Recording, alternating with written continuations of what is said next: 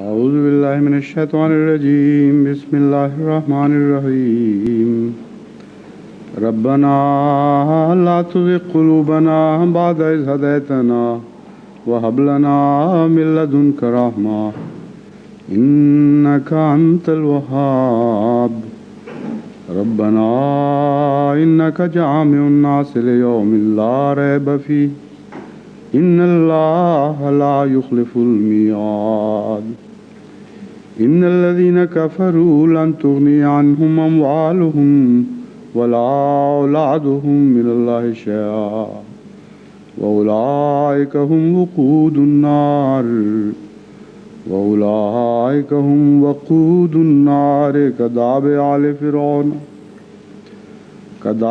آل فرعون والذين من قبلهم كذبوا بآياتنا فأخذهم الله بذنوبهم والله شديد العقاب.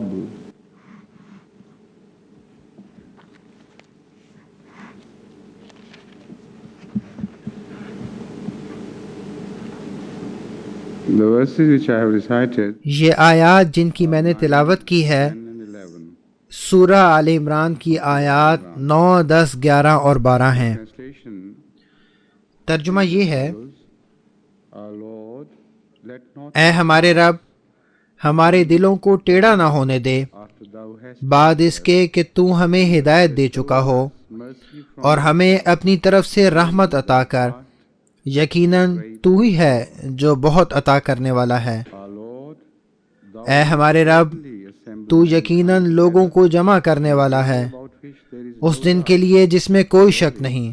Allah never یقیناً اللہ وعدہ خلافی نہیں کرتا۔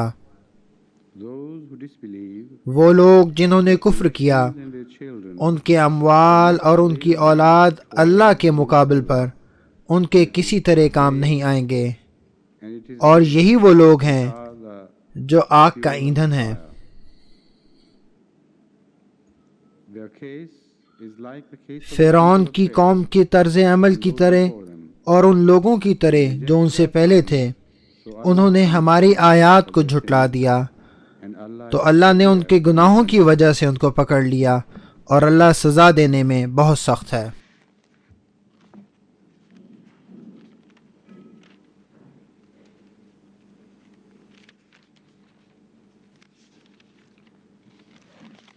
ربنا لا تزغ ربنا لا تزغ قلوبنا، O our Lord, let not اے ہمارے رب، become perverse ہمارے دلوں کو ٹیڑھا نہ ہونے دے بعد اس کے کہ تو ہمیں ہدایت دے چکا ہو۔ یہ ترجمہ an explanatory translation. تفسیری ترجمہ ہے، The جبکہ حقیقت میں لفظی ترجمہ یہ ہونا چاہیے کہ do not cause our hearts to اے ہمارے رب، ہمارے دلوں کو ٹیڑھا یا کج نہ ہونے دے یا سیدھے رستے سے ہٹنے نہ دے۔ this translation in itself چنانچہ یہ ترجمہ قرآن کریم کی one taken from commentaries of the تفاسیر سے لیا گیا ہے، and one of the explanations given اور اس la tuzigh لا تزغ قلوبنا کی ایک وضاحت یہ ہے کہ let me first explain what is the objection پہلے یہ میں یہ بتا دوں کہ ذہن میں اعتراض کیا ہے before this translation was made. اس ترجمہ کرنے سے پہلے۔ ربنا لا تزغ قلوبنا as I have explained ربنا لا تزغ قلوبنا، جیسا کہ میں نے بیان کیا، لفظی ترجمہ یہ ہے: اے ہمارے رب، ہمارے دلوں کو ٹیڑھا نہ ہونے دے۔ this literal translation is to be accepted اگر یہ لفظی ترجمہ مزید وضاحت کے بغیر تسلیم کر لیا جائے تو اس کا مطلب یہ ہوگا کہ اللہ تعالیٰ ہمارے دلوں کی کجی کا ذمہ دار ہے اور وہ دلوں کو گمراہ کرتا ہے۔ اگر وہ ایسا کرتا ہے تو پھر وہ ذمہ دار ہے، ہم نہیں۔ to remove this چنانچہ اس کا جواب دینے کے لیے اور اس اعتراض کا ازالہ کرنے کے لیے مترجمین نے مختلف انداز اپنائے ہیں، جن میں سے ایک یہ ہے۔ different approaches. دیگر مفسرین نے This is one of those. مختلف طریقوں سے اس کا بیان کیا ہے، ان میں سے ایک یہ ہے: Let not our hearts become perverse. اے ہمارے رب، ہمارے دلوں کو ٹیڑھا نہ ہونے دے۔ What is the position دیگر مفسرین کا کیا نقطہ نظر ہے یا انہوں نے کیا نقطہ نظر اپنایا ہے of یہ جاننے کے لیے جب میں نے لسٹ پر نگاہ ڈالی کہ کیا مختلف وضاحتیں ابتدائی علماء نے کی ہیں، تو چند آراء جو سامنے آئیں، جن میں سے ایک یہ تھی کہ اے ہمارے رب، ہمارے دلوں کو کج نہ کر اور سیدھے راستے سے نہ ہٹا، ان معنی میں کہ ہم یہ نہیں چاہتے کہ اے اللہ تو ہمیں گویا کج قرار نہ دے دے یا سیدھے راستے سے بھٹکا ہوا قرار نہ دے دے۔ تو لا تزغ کا جو معنی ہے وہ یہ ہے کہ خدا تعالیٰ کی طرف سے اعلان نہ ہو، اعلان کا ذکر ہے، یہ نہیں کہ وہ ذمہ دار ہے یا وہ بنیادی وجہ ہے۔ لیکن قرآن کریم کی ایک اور آیت کو اس مضمون کے بارے میں مد نظر رکھتے ہوئے معنی بالکل واضح ہیں۔ اس آیت کے معنی کے بارے میں کوئی شک نہیں ہے۔ اگر اسے ایک اور اعلان کو سامنے رکھتے ہوئے پڑھا جائے جو سورہ صف میں ہے کہ جب موسیٰ علیہ السلام آئے اور انہوں نے پیغام دیا، اس کے بعد فلما زاغوا ازاغ اللہ قلوبہم واللہ لا یہدی القوم الفاسقین۔ یہی لفظ زاغا اور ازاغا اس آیت میں استعمال کیا گیا ہے، جو کافی وضاحت کرتا ہے۔ یہاں کہا گیا ہے کہ جب موسیٰ کے ماننے والے خود سیدھے راستے سے ہٹ گئے تو اللہ تعالیٰ نے ان کو ٹیڑھا ہونے دیا، ان کو روکا نہیں۔ اللہ نے ان کو گمراہوں میں سے قرار دے دیا۔ تو اس آیت میں بنیادی ذمہ داری واضح طور پر ان لوگوں پر ڈالی ہے جس میں کوئی شک نہیں، جنہوں نے خود گمراہ ہونا پسند کیا۔ تو یہاں اس آیت کی روشنی میں اس آیت کا ترجمہ ہوگا، اور یہ ایک ایمان لانے والے کا پہلا امتحان ہے کہ کیا وہ اس آیت سے جو ہم نے ابھی پڑھی ہے سبق سیکھے گا متشابہات اور محکمات کے بارے میں۔ اس آیت میں قرآن کریم نے ہمیں سبق سکھایا کہ جب کبھی بھی تم کچھ آیات کے حقیقی معنی کے بارے میں شک میں ہو تو ان کو محکمات کی کسوٹی پر پرکھو۔ وہ آیات جو اس موضوع کے بارے میں بالکل واضح ہیں اور ان میں گمراہی کی کسی لحاظ سے کوئی بات نہیں اگر ان آیات کی روشنی کی پیروی کی جائے۔ وہ بہت بالکل واضح ہیں اپنی وضاحت میں، اپنی تفصیل میں اور اپنے بیان میں۔ تو بات کو سمجھنے کی کوشش کی جائے ان آیات کے معنی کی جن کے بارے میں آپ کو شک ہو، اس سے ملتی جلتی مضمون کے بارے میں دیگر آیات کو سامنے رکھتے ہوئے۔ چنانچہ فوری طور پر ایسی محکم آیت کی طرف دماغ جانا چاہیے جو اس آیت کے صحیح معنی کی طرف ہمیں لے کے جائے۔ یہ ایک گویا ایک تصویر کشی ہے، منظر کشی ہے جو اللہ تعالیٰ چاہتا ہے۔ فلما زاغوا ازاغ اللہ قلوبہم، یہ محکم آیت ہے اس آیت کے مضمون کے بارے میں۔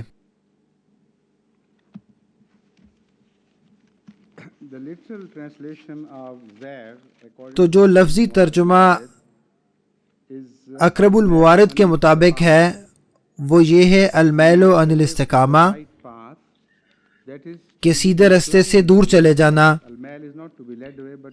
یعنی المیل کا مطلب دور جانا نہیں ہے بلکہ دوری کی طرف مائل ہونا ہے۔ التزایغ التمایل، جس کا مطلب یہ ہے کہ اس کی طرف کسی بھی راہ کی طرف مائل ہو جانا۔ لیکن زیغ کا جو لفظ ہے قرآن کریم میں ان معنی میں استعمال ہوا ہے کہ گویا بری طرف جانا، غلط طرف جانا، جبکہ اس کے مخالف جو ہے حنیفہ کا لفظ استعمال ہوا ہے جس کا مطلب ہے کہ سیدھے راستے کی طرف جانا۔ اگر آپ ہمیشہ سیدھے راستے کی طرف جائیں گے تو آپ حنیف ہوں گے، جس طرح کہ حضرت ابراہیم علیہ السلام تھے۔ تو یہ حنیف کا متضاد ہے۔ رجل زائغ کا مطلب ہے کہ ایک آدمی جو اپنے طرز عمل میں غلط ہو، جو کچھ بھی وہ کرتا ہے اس میں کچھ غلطی ہوتی ہے. ایسا شخص رجل زائغ کہلاتا ہے. الزیغ یہ مفردات کے مطابق ہے. زیغ مصدر ہے جس کا مطلب ہے شک، تجسس، اور یہ بھی کہ سیدھے راستے سے دور جانا. زاغ یزیغ زیغن، وہی بات دہرائی گئی ہے. زاغ البصر، اس لفظ کا ایک استعمال قرآن کریم میں حضرت صلی اللہ علیہ وسلم کے حوالے سے ہے. وہاں یہ لفظ ان معنی میں بالکل استعمال نہیں ہوا جس کا پہلے تذکرہ ہوا ہے. چنانچہ امام راغب نے بیان کیا ہے زاغ البصر ما زاغ البصر وما طغى. یہاں کیونکہ یہ منفی ہے اس لیے اس کا مطلب ہو سکتا ہے کہ سیدھے راستے سے دور جانا، اور حضرت صلی اللہ علیہ وسلم کی نگاہ نے ایسا نہیں کیا. چنانچہ ان معنی میں اس کا استعمال بالکل ناممکن نہیں. لیکن امام راغب نے واضح کیا ہے کہ جب عرب کہتے ہیں زاغ البصر تو اس کا مطلب صرف یہ ہوتا ہے کہ نگاہ تھکی نہیں ہے. اگر آپ کسی چیز کو قریب سے اور توجہ سے لمبے عرصے تک دیکھیں تو بسا اوقات دیکھتے ہوئے تھک جاتے ہیں، اور اگر آپ سخت تھک جائیں تو بسا اوقات آنکھیں دوسری طرف ہٹ جاتی ہیں اس منظر سے جو آپ دیکھ رہے ہیں. اگر آپ چھوٹے سے نقطے پر توجہ مرکوز رکھنا چاہیں تو قدرتی طور پر آنکھ اس بنیادی نقطہ کو چھوڑ دیتی ہے اور ظاہری طور پر ہٹ جاتی ہے. تو اس میں وہ ہٹنے کے معنی شامل ہیں، لیکن ان معنی میں نہیں جیسا کہ دل کے دور ہو جانے کے بارے میں استعمال کیا جاتا ہے. یہاں صرف تھکنے کی وجہ سے ہے.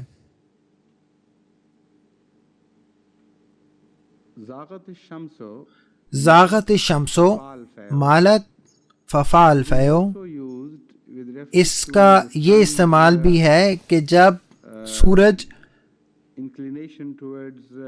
غروب ہونے کی طرف مائل ہو رہا ہو اور جب وہ غروب ہونے والا ہو اور اس کا سایہ بہت لمبا ہو جائے، اس وقت عرب یہ کہتے ہیں زاغت الشمس.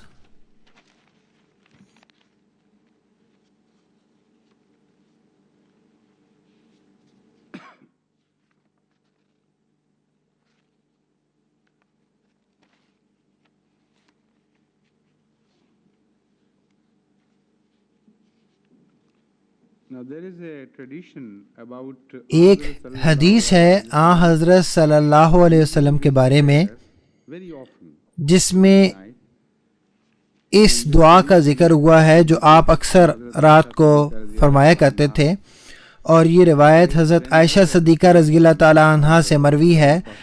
آپ فرماتی ہیں جب کبھی حضرت صلی اللہ علیہ وسلم رات کو اٹھتے تھے تو آپ پڑھتے تھے، یہ دعا کرتے تھے قال لا الہ الا انت سبحانک اللہم انی استغفرک لذنبی واسألک رحمتک اللہم زدنی علم ولا تزغ قلبی بعد اذ ہدیتنی وہب لی من لدنک رحمہ انک انت الوہاب. آپ صلی اللہ علیہ وسلم نے فرمایا اے میرے اللہ، تیرے سوا کوئی معبود نہیں، تو ہر قسم کے نقص سے مبرہ ہے. اے اللہ، میں تجھ سے اپنے گناہوں کی بخشش مانگتا ہوں اور میں تیرے فضلوں کا امیدوار ہوں. اے اللہ، میرے علم میں اضافہ فرما. پھر آپ نے یہ الفاظ استعمال کیے ہیں. اس آیت کے بعینی الفاظ نہیں ہیں جو ہم نے پڑھی ہے ابھی، لیکن کچھ تبدیلی کے ساتھ. جو تبدیلی آپ صلی اللہ علیہ وسلم نے فرمائی، باوجود اس کے کہ آیت ایک مجموعہ دعا ہے جس میں cause us to let اے ہمارے رب کے الفاظ استعمال کیے گئے ہیں، ہمارے دلوں کو ٹیڑھا نہ کر یا گمراہ قرار نہ دے، punish us for our own wrong inclination. ہمارے برے اعمال کی سزا نہ دے، So there we us use طرح کی بات۔ تو یہاں جمع میں ذکر ہوا ہے، prayer is collective and we use دعا جمع کے صیغے میں استعمال ہوئی ہے، here رسول اکرم صلی اللہ علیہ وسلم لیکن یہاں رسول اکرم صلی اللہ علیہ وسلم اس کو ذاتی دعا میں آپ نے تبدیل فرمایا، referring to himself صرف اپنا ذکر کرتے ہوئے۔ singular and not in plural. یہ واحد میں ہے، جمع میں نہیں ہے۔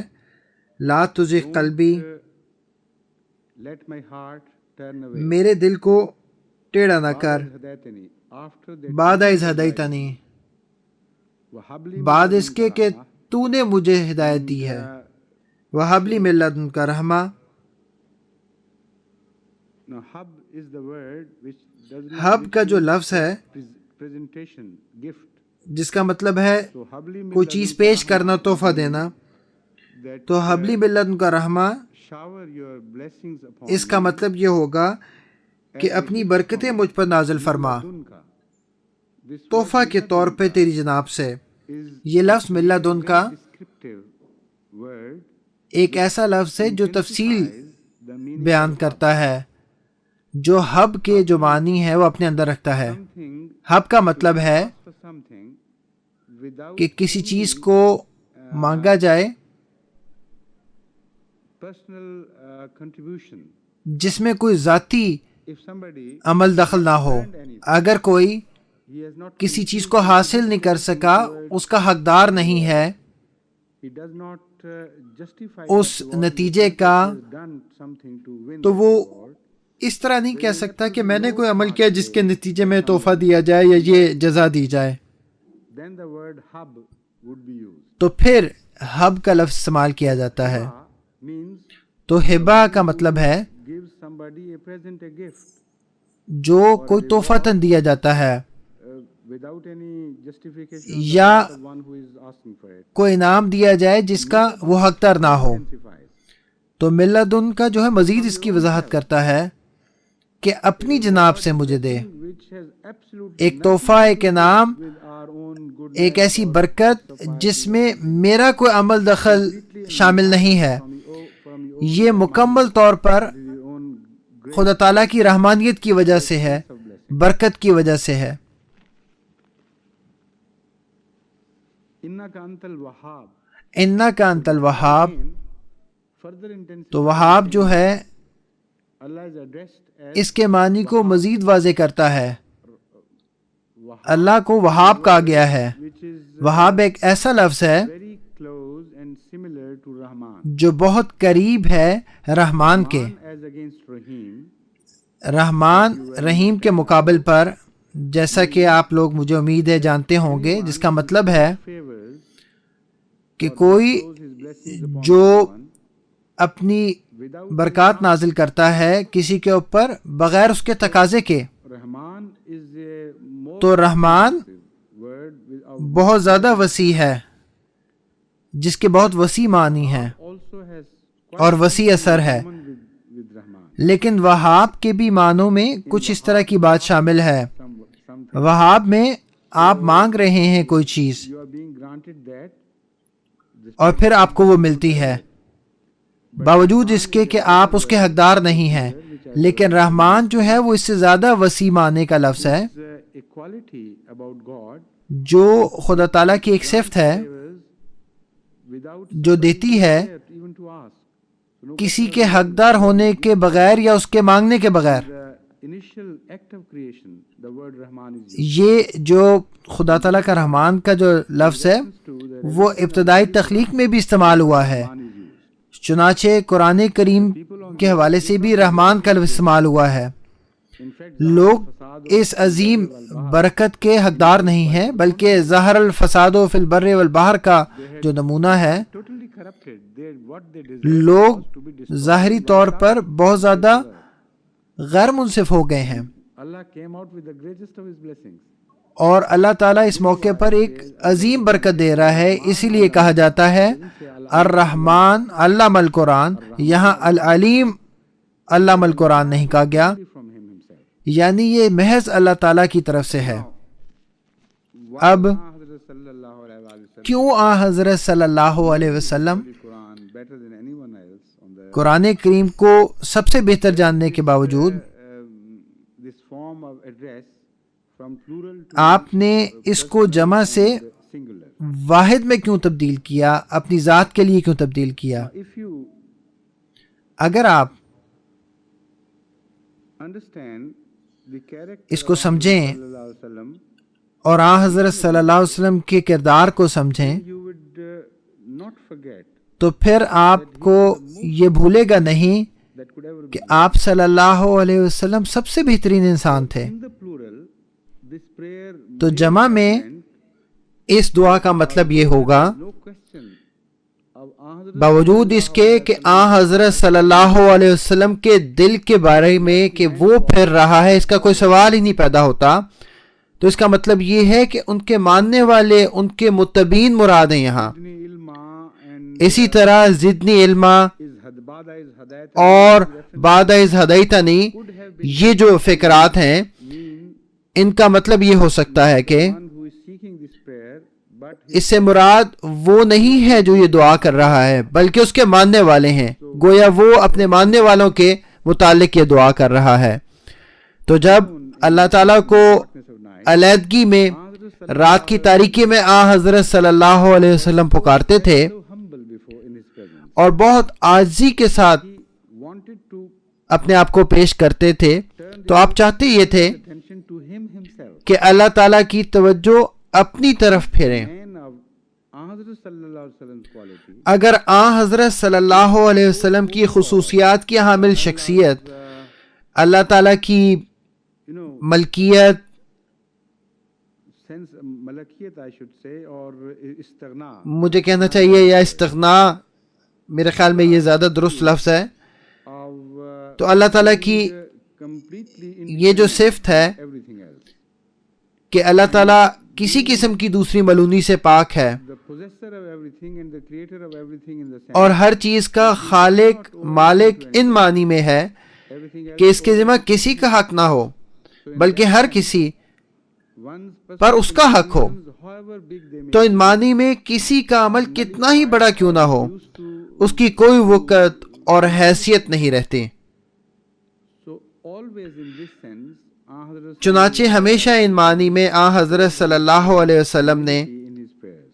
اپنی دعاؤں میں عاجزی کا اظہار فرمایا ہے۔ And it would mean چنانچہ آپ صلی اللہ علیہ وسلم نے فرمایا، although اگر you have guided تو، جس کا مطلب یہ ہوگا no one else was ever guided or no one else کہ باوجود اس کے کہ تو نے، یعنی اللہ تعالیٰ نے میری رہنمائی اس حد تک کی جہاں تک کسی کی رہنمائی نہیں ہوئی اور نہ ہی آئندہ کسی کی ایسی رہنمائی ہوگی، لیکن جہاں تک میرا تعلق ہے میں اس کی وجہ اپنی عمدہ خصوصیات کو قرار نہیں دیتا، میں یہ صرف تیری طرف سے جانتا اور مانتا ہوں۔ حبلی من لدن کا رحمہ، points to the same یہ مزید حضرت صلی اللہ علیہ وسلم کے اس طرز عمل کی طرف اشارہ کرتا ہے۔ me you have granted me all this great آپ فرماتے ہیں کہ اے اللہ، تو نے مجھے ہدایت دی، میری رہنمائی کی اور یہ مرتبہ دیا اور مجھے خاتم النبیین و دیگر قرار دیا، gone to my head. لیکن یہ میری وجہ سے نہیں تھا، No, it was میں جانتا ہوں from you, کہ یہ محض تیری وجہ سے تھا، with the result that if you ultimately اس نتیجے کے ساتھ کہ اگر تو مجھ سے take away from me what کچھ لینے کا فیصلہ کر لے جو تو نے مجھے دیا ہے، no complaints to make. تو میرا کوئی شکوہ نہیں، Urge you, so I beg you بس میں تجھ سے ہی التجا کرتا ہوں on this righteousness کہ مجھے اس سیدھے راستے روشنی پر رکھ granted me. جو مجھے پہلے ہی عطا کر چکا ہے، From thy اور اپنی جناب سے رحمت دکھا۔ show Rahma from thyself. Now this fits in so well with the یہ بالکل attitude یہاں مناسب لگتا ہے Sallam. حضرت صلی اللہ علیہ وسلم کی گزشتہ شفاعت کے ساتھ۔ It is again from thou thyself. یہ بات حضرت صلی اللہ علیہ وسلم کے گزشتہ طرز عمل سے بالکل مناسبت رکھتی ہے کہ مجھے جو حاصل ہے وہ تیری ہی وجہ اور رحمت سے ہے۔ دعا کا یہ انداز For the ummah, the follower امت کے لیے بھی ایک پیغام رکھتا ہے، حضرت صلی اللہ علیہ وسلم کے پیروکاروں کے لیے، his attitude to God in کہ اگر آپ صلی اللہ علیہ وسلم کا اللہ تعالیٰ کے سامنے عاجزی کا یہ انداز ہے who really تو ان لوگوں کا کیا طرز عمل ہونا چاہیے جو واقعی اللہ تعالیٰ کی بہت سی ناراضگی کماتے ہیں کہ اگر وہ ان کو سیدھے راستے سے بھٹکنے دے، دور جانے دے، تو یہ ان کے اعمال کا نتیجہ ہوگا، وہ اس کے حقدار ہوں گے۔ یہ بات مد نظر رکھتے ہوئے انہیں کتنی زیادہ دعا کرنی ہوگی اگر ان کا رہنما جو ہمارے خیالات سے بھی بڑھ کر اللہ تعالیٰ کی نگاہ میں اچھا ہے، کامل ہے، اگر وہ اس عاجزی کے ساتھ اللہ تعالیٰ کی جناب میں دعا کرتا ہے تو ہمیں کتنی یہ بات مد نظر رکھتے ہوئے کتنی زیادہ دعا کرنا ہوگی۔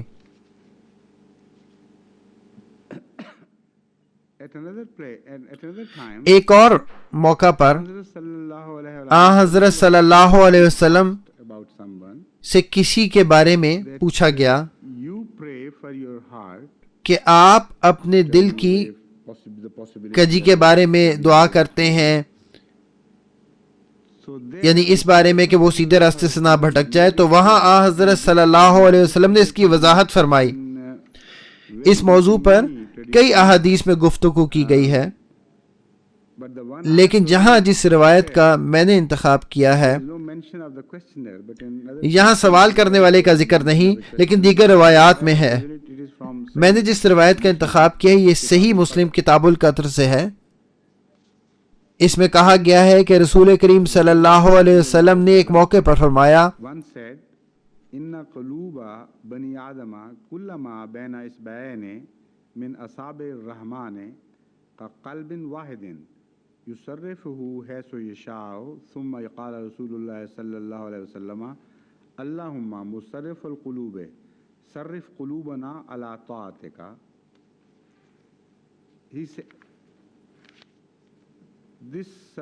یہ موضوع دیگر روایات میں بھی بیان کیا گیا ہے، لیکن پہلے میں اس کا ترجمہ کر لوں۔ رسول کریم صلی اللہ علیہ وسلم نے ایک موقع پر فرمایا، آدم کے تمام بیٹوں کے دل اللہ تعالیٰ کی 2 انگلیوں کے درمیان ہیں، گویا وہ اللہ تعالیٰ کی 2 انگلیوں کے درمیان ہیں، اگر وہ چاہے تو ان کو ایک ساتھ موڑ سکتا ہے، اس طرح اور اس طرح۔ اس کے بعد حضرت صلی اللہ علیہ وسلم نے دعا فرمائی، مصرف القلوب صرف قلوبنا علی طاعتک، اے ہمارے اللہ change the direction ہمارے دلوں کو پھیر دے in the direction of submission to اپنی اطاعت اور فرمانبرداری کی طرف۔ Now this is a prayer. Why I have chosen یہ ایک دعا ہے۔ because it teaches میں نے اس روایت کا انتخاب اس لیے کیا کہ اس میں ایک دعا سکھلائی گئی ہے جس کی اس زمانہ میں احمدیوں کو خاص طور پر ضرورت ہے۔ حضرت صلی اللہ علیہ وسلم کی تمام روایات بڑی توجہ سے پڑھنی چاہیے کیونکہ ان میں گہرائی ہے always without fail they have a depth which may not جو be fathomed by سرسری نگاہ سے نہیں سمجھی جا سکتی۔ so in this the points to be چنانچہ اس روایت میں جن نکات کا خاص طور پر are ذکر ہے اور جن کو جاننا چاہیے وہ یہ ہے کہ آپ صلی اللہ علیہ وسلم نے فرمایا کہ اصابع الرحمن کا قلب واحد، that the hearts of all the یعنی تمام بنی نوع انسان کے دل are in the two سارے کے سارے اللہ کے ہاتھ میں ایک دل کی طرح ہیں، that is to say that he can turn یعنی وہ ایک hearts together فیصلہ حرکت سے one motion ان کو پھیر سکتا ہے، ایک فیصلہ کر کے ہاتھ کی حرکت سے ان کو پھیر سکتا ہے۔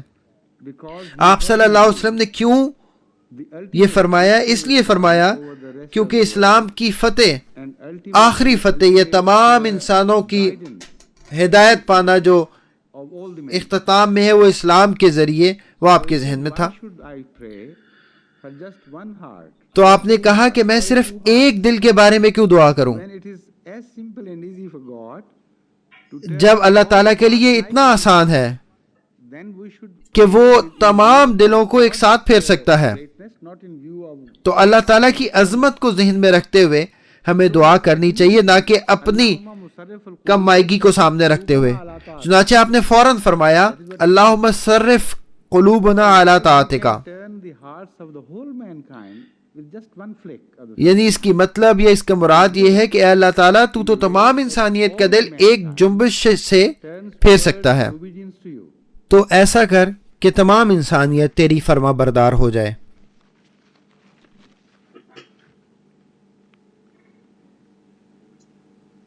Zamakhshari has زمخشری in Bahr Muhit بحر محیط میں that یہ ذکر ہے کہ Zamakhshari, who was the کہ زمخشری جو الکشاف کے مصنف ہیں، جو قرآن کریم کی ایک Quran, عمدہ تفسیر ہے، he has taken an انہوں نے view regarding the Salatul لا تزغ قلوبنا کے بارے میں ایک دلچسپ رائے دی ہے. O our Lord, وہ کہتے ہیں اے ہمارے اللہ،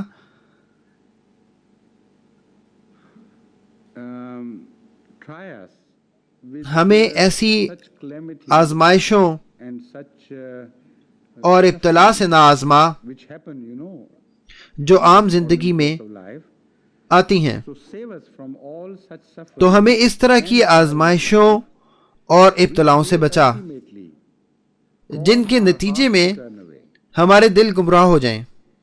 So here, what he تو has یہاں mentioned, جو ان کی what he meant was ذہن میں ہے، جیسا کہ وہ اس آیت کو سمجھتے ہیں، ان کی مراد یہ ہے کہ لا تزغ قلوبنا زندگی کے trials. آزمائشوں کا نتیجہ ہے، Asking from Allah, اور اللہ سے مانگنے کے بجائے کہ اے اللہ in our heart, ہمارے دل نہ پھیر. this verse means do اس آیت کا مطلب ہے کہ ہمیں facing such trials, ہمیں بچا ایسی آزمائشوں میں مبتلا ہونے سے sufferings as overwhelm us اور ایسے ابتلا سے with the ultimate result that we جن کا آخری نتیجہ یہ ہے کہ ہم گمراہ ہو جائیں. چنانچہ یہاں it would refer to change of religion through coercion. یہاں جو Sometimes it happens کسی مصیبت کی وجہ سے، ابتلا کی وجہ سے مذہب تبدیل کرنے کا ہے، اس کا ذکر ہو رہا ہے، that it is impossible. کیونکہ کبھی ایسا ہوتا ہے کہ لوگ دوسروں کو ایسی اذیت دیتے ہیں کہ ان کے لیے مزید برداشت کرنا ناممکن ہو جاتا ہے. Something within them snaps and breaks away. ان کی قوت مدافعت مزید Strong enough. مقابلہ نہیں کر سکتی، Go on fighting with the oppressor. وہ مزید اس کو برداشت نہیں کر سکتی، جس کا نتیجہ یہ ہوتا ہے کہ وہ کہتے ہیں ٹھیک ہے، جو تم کہو گے ہم اس پر راضی ہیں. He has something of that چنانچہ زمخشری کے ذہن میں اس طرح کی بات تھی، also would be a relevant meaning. اور یہ بات بہرحال اس کا تعلق بنتا ہے.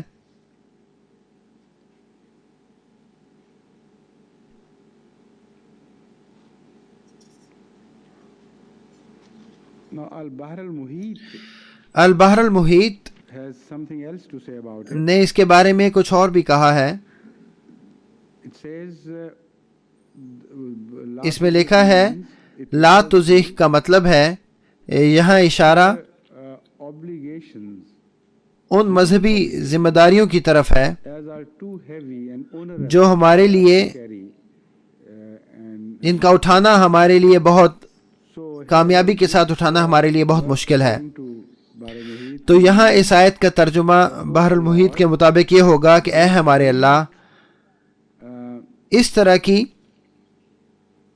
reveal such teachings or do تعلیمات نازل نہ فرما یا I mean ایسی بات impose on us ہمارے اوپر نہ with the result law of Sharia, that means شریعت کے طور پر بھیج جو ہم پر بوجھل ہو. cannot fulfill شریعت کا قانون اس کا مطلب ہے. and our obligations اس نتیجے کے ساتھ ultimately جس کی باتیں یا ذمہ داریاں ہم پوری نہ کر سکیں اور نتیجتاً سیدھے راستے سے بھٹک جائیں، not accept. یہ ہم کسی طرح بھی قبول نہیں کر سکتے. Number one, this is against پہلی بات against کہ یہ تو محکمات کے خلاف ہوگی in the Holy Quran and just in the previous verse جن کا مثبت طور پر قرآن کریم میں ذکر ہے، Allah had اور گزشتہ صورت کے آخر میں اس کا ذکر ہے. اللہ نے اعلان کر دیا ہے کہ وہ لوگوں پر ان کی استطاعت سے بڑھ کر بوجھ نہیں ڈالتا. the same تو یہاں اس کے خلاف کیسے بات ہو سکتی ہے جو اللہ تعالیٰ نے پہلے ہی بیان فرما دیا ہے؟ ہم یہ قبول نہیں کر سکتے. moreover مزید یہ کہ time most of the Sharia اس وقت law had already been revealed. یعنی نزول میں اس وقت تک Very little left. شریعت اور قانون کا اکثر حصہ نازل ہو چکا تھا، بہت کم باقی رہ گیا تھا۔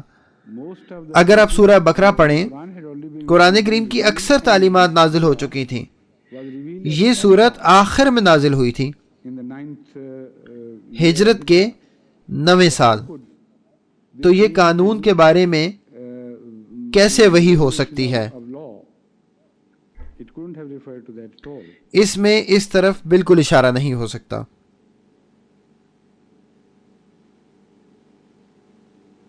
Ibn Kaysan ابن کیسان said that it should be translated as ان کی رائے یہ ہے کہ اس کا ترجمہ یوں ہونا چاہیے کہ لا یزیغوا فیزیغ اللہ قلوبہم، that those who seek this کہ وہ جو یہ دعا کرتے ہیں is ان کا مطلب یہ ہوتا ہے کہ اے ہمارے اللہ ہمیں اس طرح کے غیر متقیانہ اعمال سے بچا جو ہمارے دلوں کو گمراہ کر دیں۔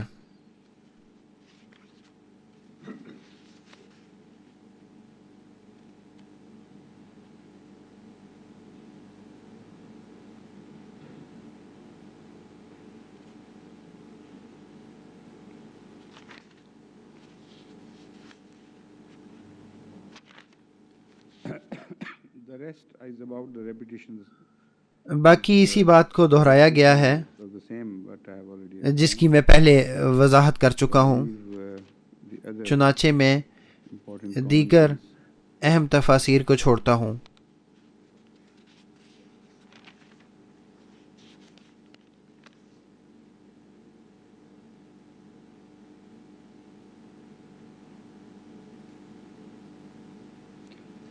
according to Tirmidhi again ترمذی کے مطابق Aisha Siddiq ایک دفعہ حضرت عائشہ صدیقہ رضی اللہ تعالی عنہا سے پوچھا گیا prayer of the Holy کہ آن حضرت صلی اللہ علیہ وسلم کون سی دعا سب سے زیادہ accustomed to pray the most کیا کرتے تھے۔ and in answer to this question اس سوال کے جواب میں Siddiqa حضرت عائشہ صدیقہ رضی اللہ تعالی عنہا نے اسی دعا کو دہرایا۔ نہیں prayer یہ مختلف دعا ہے referred to after this the first one یا مقلب جس کا ثبت قلبی پہلی دعا کے بعد میں نے ذکر کیا ہے، یا مقلب القلبی ثبت قلبی قلبی علی دینک ثبت قلبی علی دینک، the same sense but in different جس میں وہی معنی پائے جاتے ہیں لیکن مختلف الفاظ کے ساتھ۔ give me ثبت کا مطلب ہے کہ مجھے مستقل مزاجی دے، do not let my heart be led astray تو بے شک آپ یہ دعا کریں کہ میرے دل کو گمراہ نہ کر، grant me steadfastness is یا مستقل مزاجی کی دعا کریں تو ان کے معنی ایک ہی ہوں گے۔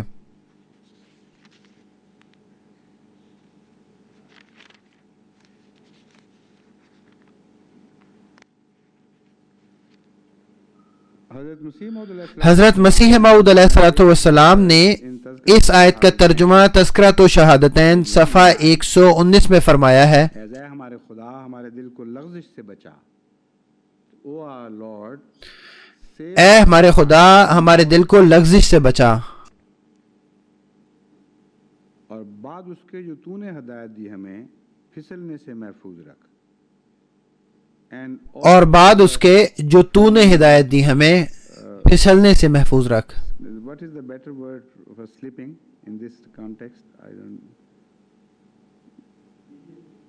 no to slip to fall sleeping کے لیے بہترین لفظ کیا ہوگا so ان معنی میں؟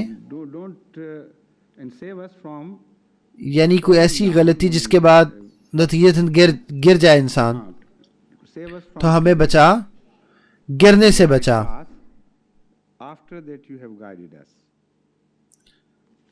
ہمیں گرنے سے بچا سیدھے رستے سے، بعد اس کے کہ تو نے ہمیں ہدایت دے دی۔ حضرت خلیفۃ المسیح اول رضی اللہ تعالیٰ عنہ has translated it in view of its context. حضرت خلیفۃ المسیح اول رضی اللہ عنہ نے ترجمہ فرمایا ہے That the previously اور اس کے سیاق کو سامنے رکھتے ہوئے فرمایا ہے جس کا میں نے پہلے ذکر کیا کہ اس کا سیاق یہ ہے کہ پہلے ان لوگوں کا ذکر ہے attributing wrong things to mutashabihat جنہوں نے قرآن کریم کے معنی کو بدلا the غلط باتیں متشابہات کی طرف منسوب کرتے ہوئے اور ان کو محکمات کی کسوٹی پر پرکھا نہیں۔ چنانچہ حضرت خلیفۃ مسیح اول نے ترجمہ اس بات کو سامنے رکھتے ہوئے فرمایا، آپ نے فرمایا اس کا مطلب ہے اے ہمارے اللہ ہمیں بچا سیدھے راستے سے بھٹکنے سے، جس کا مطلب یہ ہے کہ ہمیں اجازت نہ دیں کہ ہم قرآن کریم کا غلط ترجمہ کریں، ہماری اپنی خواہشات کے مطابق، اس کے مطابق نہ جو تو چاہتا ہے۔ یہ آپ نے فرمایا ہے اس آیت کے ترجمہ میں اور صحیح سیاق کو سامنے رکھتے ہوئے۔ اور پھر آپ فرماتے ہیں اسی بات کو سامنے رکھتے ہوئے من لدن کا رحمہ کا مطلب یہ ہوگا کہ قرآن کریم، کیونکہ الرحمن علم القرآن، یہاں اللہ تعالیٰ کی رحمت کا ذکر کیا گیا ہے اور وہ قرآن کریم ہے۔ چنانچہ حبلنا من لدن کا رحمہ، انہی معنی میں اس کا مطلب یہ ہوگا کہ ہمیں قرآن کریم کی طرف اپنی رحمت کی طرف کی وجہ سے لے کے جا جو تو نے ہم پر نازل فرمایا ہے۔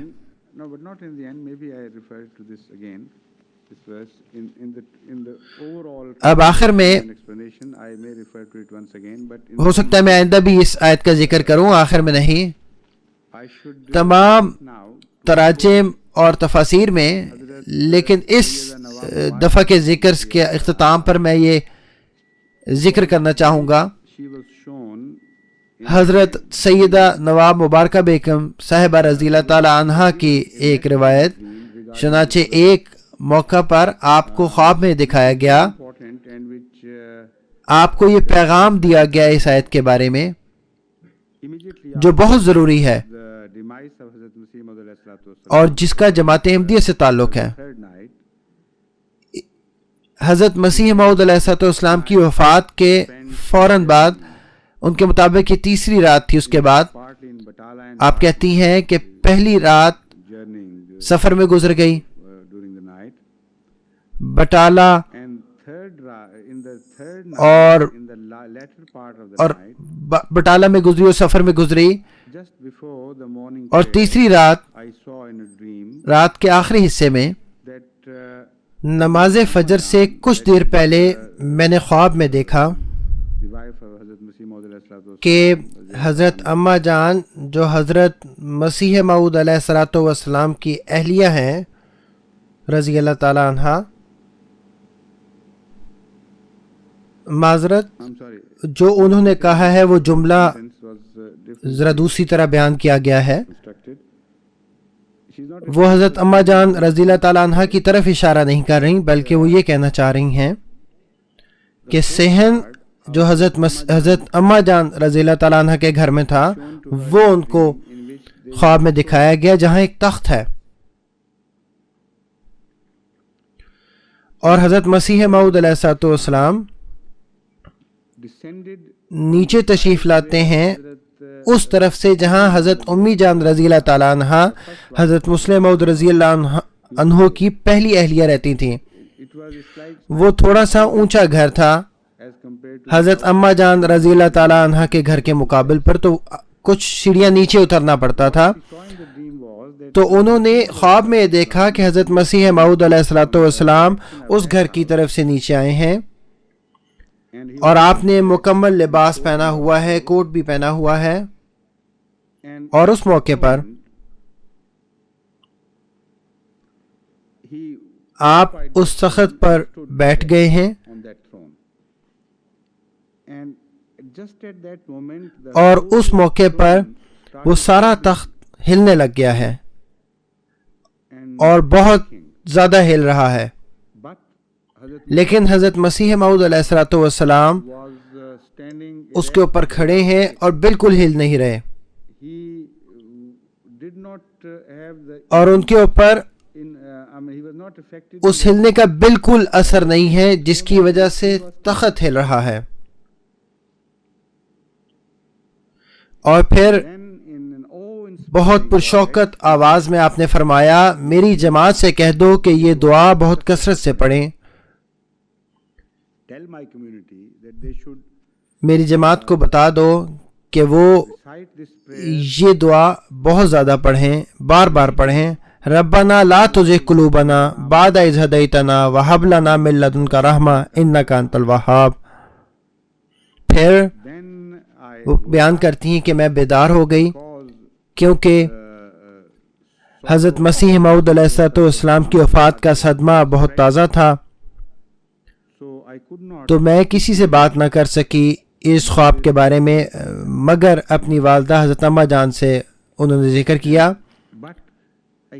لیکن میں بہت پریشان رہی اس کے بارے میں اور بہت بےتاب رہی، کیونکہ میرے خیال میں یہ پوری جماعت کے لیے پیغام تھا. چنانچہ وہ کہتی ہیں کہ میں نے ایک دفعہ اس کا ذکر مریم جو پیر افتخار صاحب کی بیٹی تھیں ان سے کیا، اور مریم نے کہا کہ یہ بہت اہم پیغام ہے اور میں وعدہ کرتی ہوں کہ میں ہمیشہ یہ دعا پڑھتی رہوں گی. اور حضرت سیدہ نواب مبارکہ بیگم صاحبہ مزید بیان کرتی ہیں، وہ کہتی ہیں شاید بلکہ یقیناً یہی وجہ تھی کہ مریم مستقل مزاج رہی اور قائم رہی باوجود اس کے کہ اس کا جو شوہر تھا وہ اسلام چھوڑ گیا اور عیسائی ہو گیا، اور ان کے اوپر بہت زیادہ اس کا زور تھا کہ وہ بھی عیسائی ہو جائیں. لیکن مریم مستقل مزاجی کے ساتھ اسلام پر قائم رہی، بہت مشکلات سے گزریں، لیکن انہوں نے ثابت قدمی اختیار کی اور اسلام کو کبھی نہیں چھوڑا، اور اپنے تمام بچوں کو اپنے ساتھ قادیان میں لے آئیں، اور بہت مشکلات کے باوجود انہوں نے ان کی بہترین تربیت کی. اس کے بعد نواب مبارکہ بیگم صاحبہ بیان کرتی ہیں یہ تو صرف ایک اس دعا کے نتیجے کا ایک حوالہ تھا، اب وہ دوبارہ حضرت مسیح موعود علیہ السلام کی وفات کے وقت کا ذکر کر رہی ہیں.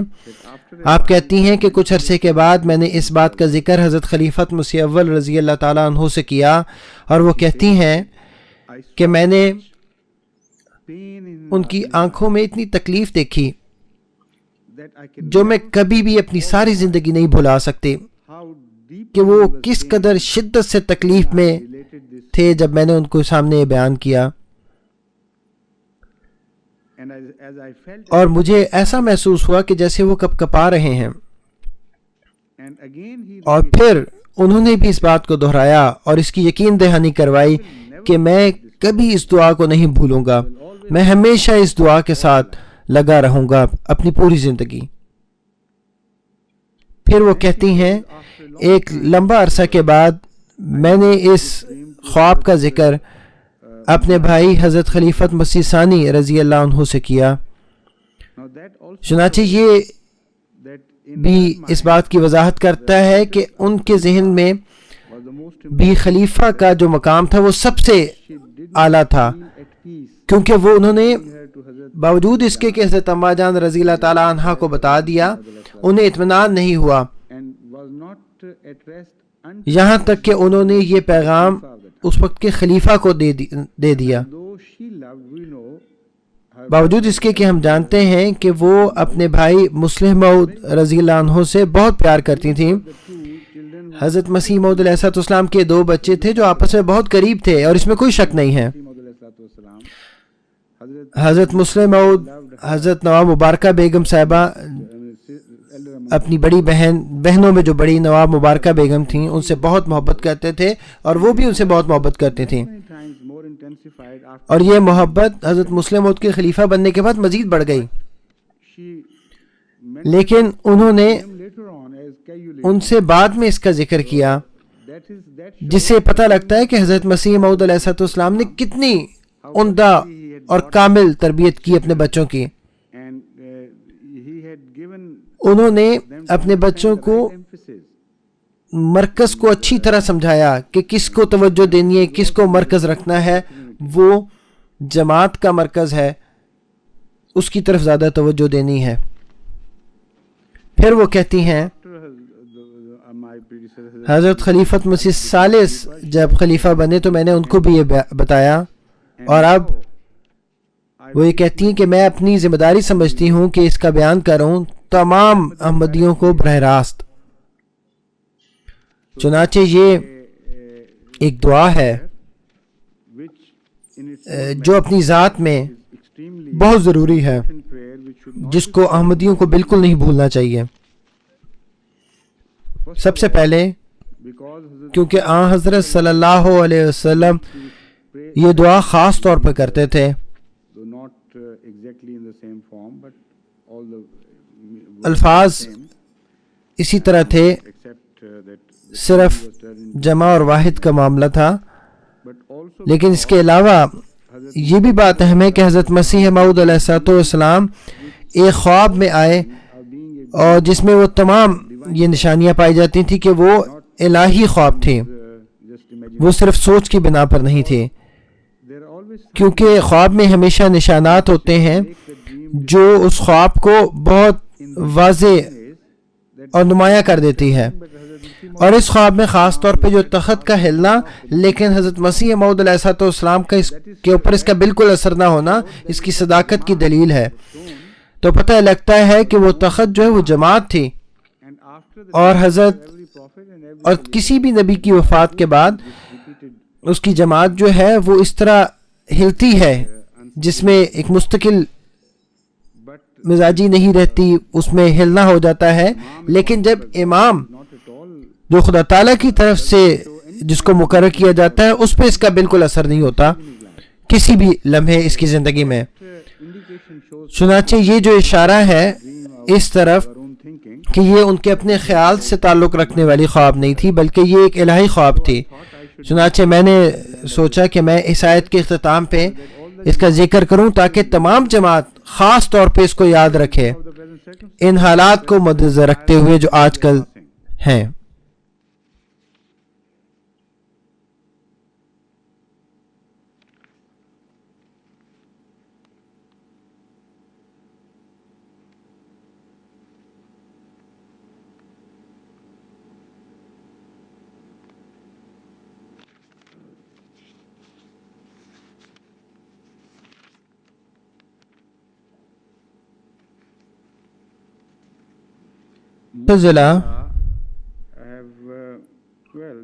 یہ وہی بات ہے جس کا میں نے پہلے ذکر کر دیا ہے۔ وہ یہ کہتے ہیں کہ یہ خدا تعالیٰ کے لیے ممکن ہی نہیں کہ وہ کسی کو گمراہ کرے، چنانچہ وہ اس کی تعویل کر رہے ہیں، گویا یہ اس گزشتہ آیت کی طرف اشارہ ہے۔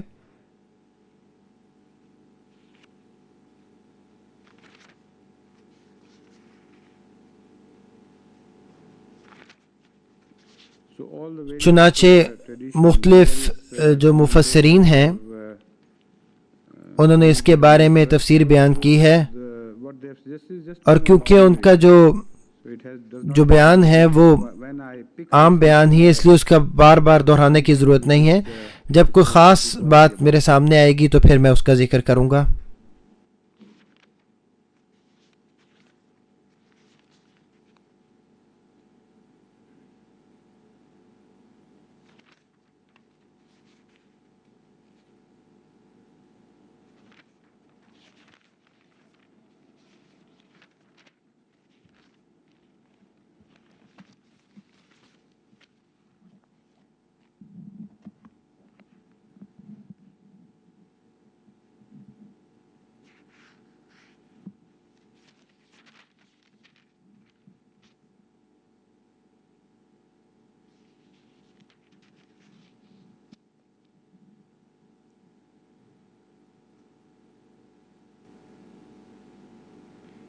اگر ہم گزشتہ آیت کی طرف جائیں اور دوبارہ اس کو پڑھیں جو اب تک کہا جا چکا ہے اس کی روشنی میں، تو ہمیں یہ فوراً یہ پتہ لگے گا کہ یہ الفاظ گزشتہ آیت میں بھی استعمال ہوئے ہیں، اور ہمیں قرآن کریم کے دیگر حصوں کی طرف جانے کی ضرورت نہیں ہے اس آیت کو سمجھنے کے لیے، کیونکہ یہاں کہا گیا ہے ہن ام الکتاب و اخر متشابہات فاما الذین فی قلوبہم زیغ فاتبعوا ما تشابہ۔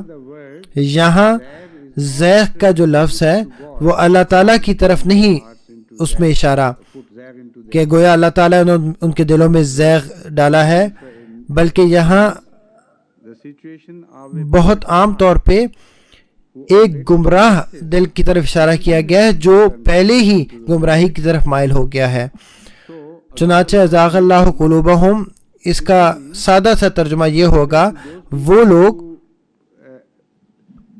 جو اپنی گمراہی اور گمراہی کی طرف مائل ہونے کو قرآن کریم کی آیات کی طرف منسوب کرتے ہیں، اللہ تعالیٰ کے نشانات کی طرف منسوب کرتے ہیں، جو چاہے قرآن کریم میں یا دیگر الہامی کتابوں میں ہوں، کیونکہ ان کے اندر خواہش ہے کہ وہ لوگوں کو گمراہ کریں اپنی ذاتی خواہشات کے لیے۔ چنانچہ زیغ بہت واضح کر دیا گیا ہے اس پہلے جو زیغ کے بیان ہے اس کی روشنی میں۔